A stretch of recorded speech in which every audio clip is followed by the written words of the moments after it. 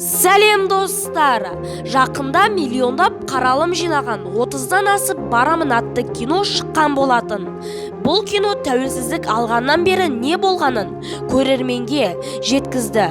Бірақ қазақ эстрадасының танымал әншісі Мақпал Жүнісова кино жайлы өз наразылығын білдірді.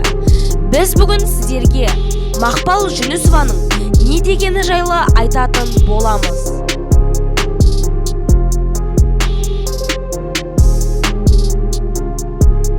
Қазіргі таңда 30-дан асып барамын атты киноны естіп көрмеген адам жоқ шығар. TikTok, YouTube желісінде қатты тараған бұл киноға Мақпал Жүнісоваға бір адамды ұқсатып түсірген болатын.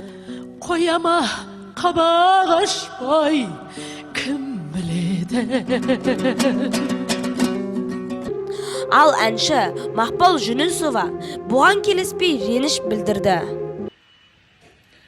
Сәлематсыздар ма, құрметті ағайын. Мен сіздердің алдарыңызға біраз сөзбен шыққым келіп отыр. Менікі дұрыс па, олардікі дұрыс па? Өздеріңіз сарапқа салыңыздар. Мынау 30-дан асып барамын деген бір кино шыққан екен. Ол туралы мен кеше ғана естідім. Маған біреулер ссылкасын жіберді. Осындай тәуелсіздігіміздің 30 жылдығына бір кино шығыпты. Ішіндегі ойнап жүрген рөлді ойнап жүрген кісі сізге ұқсамайды, бірақ сіз деп береді. Мақпал Жүнісова ойнап тұр дегендей. Мені ешкім киноға шақырған жоқ, ол біріншіден. Алдымнан ешкім өткен жоқ, ол екіншіден. Үшіншіден, мен әлі тірімін, жер басып жүрген адаммын. Ол әнді өмірдің көбі кетіп азы қалды деген әнді. Ол жерде менің даусым, менің даусымды басқа біреуге айтқыздырып, мен жанды дауыспен айтып тұрмын, ол фонограммамен айтып тұр енді, анағыз. Мақпал Жүнісова екі тобын өзімнің жауым деп айтып, рөлді сомдаған адам жайлы көп айтты. Ол да ұятсыз қыз екен. Менің алдымдан өтпей ме? Апам әлі тірі ғой, өзін ағып айтпайды деп. Сондықтан да, соттасып жүрген уақытым жоқ. Бірақ ол кинода ойнап тұрған мен емеспін.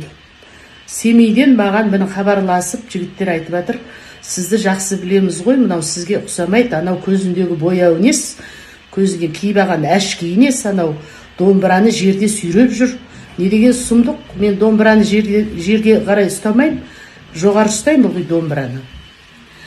Не де болса да бұл менің жауларым деп ойлаймын. Мені осылай жаман қылып көрсеткісі келген ғой. Бір Аллаға тапсырдым. Бірақ бұл дұрыс емес. Кім түсірсе де, бұл дұрыс емес. Мен әлі жер бетінде бармын. Құрметті ағайын, сенбеңіздер, ол жерде ойнап тұрған мен емес. Мен олай боянбаймын. Ал енді бір қызығы, Мақпал Жүнісованың рөлін сомдаған адам Қалаулым жобасындағы Малика есімді адам болып шықты. Маған көп адам директер жазып, құттықтап, тілектерін білдіріп жатыр. Бұл құттықтаудың себебі сіздер білесіздер. Ирина Кайратовнаның 30-дан асып барамын фильмінде мен Мақпал Жүнісованың рөлін сомдаған болатынмын.